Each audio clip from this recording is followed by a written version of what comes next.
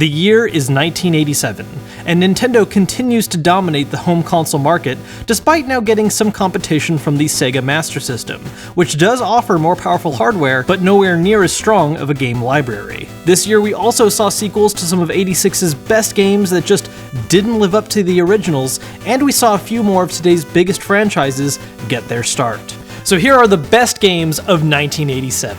First up is the original Double Dragon. Now, chances are, if you grew up in the 80s, you probably spent a lot of time in arcades busting heads open left and right with baseball bats in this classic side-scrolling beat-em-up, which is exactly what makes this game so important. Double Dragon introduced us to the side-scrolling beat-em-up genre as we know it today, bringing us a style of game where you're not just simply punching and kicking bad guys, but you're using their own weapons against them.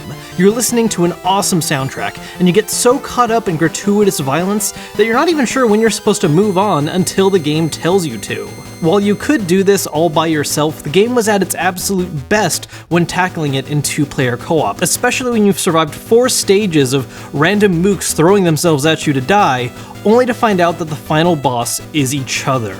Next up is the original Metal Gear. Now, I sense some of you are pulling back, and you might be saying to yourselves, Metal Gear on the NES sucked. Which is true.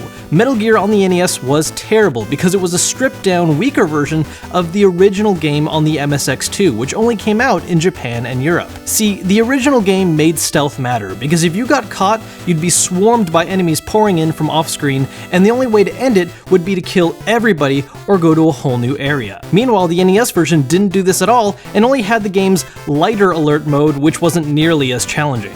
It also screwed up by butchering the game's level design and replacing the final boss, a badass mech called Metal Gear, the very thing the game's named after, and replaces it with 4 dudes with guns guarding a supercomputer. This version was so bad that the creator, Hideo Kojima, disowned it himself. Sadly, we weren't able to experience the real version of this game when it was originally released, but it was made available as a side game in Metal Gear Solid 3 Subsistence and part of the HD collection. Now, number 3 is this upstanding gentleman right here. How about kill this mother? Okay. Mike Tyson's Punch-Out put you in the shoes of Little Mac, the scrappy underdog working his way up the ranks to be the best boxer in the world. Now, this is based on the arcade series that did have a very different visual style, but the NES version gained a lot of popularity thanks to an endorsement by Mike Tyson. What's really cool about this game is that it's really a puzzle game cleverly disguised as a fighting game, requiring players to memorize moves and recognize patterns to beat their opponents, which the game pushes to the limit with its bullshit of a final boss fight, where blocking isn't even really an option because you get tired immediately and you're just gonna get wrecked. 3 years after its original release, they dropped Mike Tyson's name from the title and replaced him as the final boss with Mr. Dream.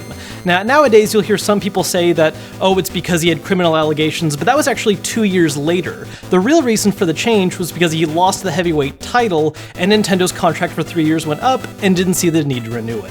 Next up is Wonder Boy in Monsterland. This was a sequel to the original Wonder Boy in arcades, which was a pretty traditional side-scrolling action platformer. Monsterland changed this up though by taking influence from recent RPG successes like Dragon Quest, adding very simple RPG mechanics to the formula. Players would now start off as a near-naked Wonder Boy, who over the course of his adventure could save up money to buy and build up all kinds of useful equipment like armor, shields, boots, and useful consumables like bombs and potions. This game is a terrific example of taking a very simple core gameplay mechanic, adding just a little depth, and creating a wonderfully replayable adventure, giving players plenty of hidden rooms, shops, and side quests to complete that could increase their chances against the game's final boss, Mecha Dragon. And what helped to make all this simplicity more difficult and add a more arcade vibe is that the whole thing is timed. You're slowly losing health as time passes, so you can never just hang around grinding for items.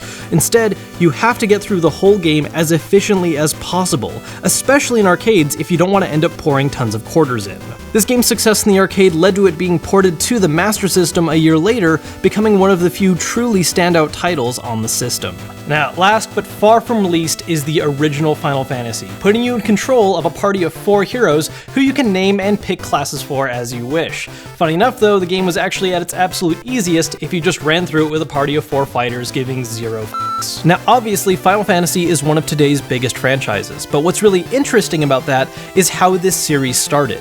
The reason why the first game was called Final Fantasy is because Squaresoft thought it was going to be the last game they ever made because they assumed they were going to go bankrupt. But the game sold so incredibly well that it launched them into a new level of success, where over time they not only became one of the largest companies, but they also bought out most of their major competition, such as Enix, who was responsible for Dragon Quest. What's really interesting to note too is how the original Final Fantasy was very much based on traditional Western fantasy tropes, containing things like elves, dwarves, fighting the undead, all kind of stuff that you would see from something like Lord of the Rings. But as time went on and more games were released, the series started to adopt more of its own new tropes and ideas that turned it into something that's very unrecognizable from the original game. So those were the best games of 1987. If there's any you loved that didn't get mentioned, make sure to let me know down in the comments below. As always guys, if you enjoyed the video, hit that thumbs up button to let me know, as well as subscribe so you don't miss out on the next video talking about 1988, and I'll see you guys later.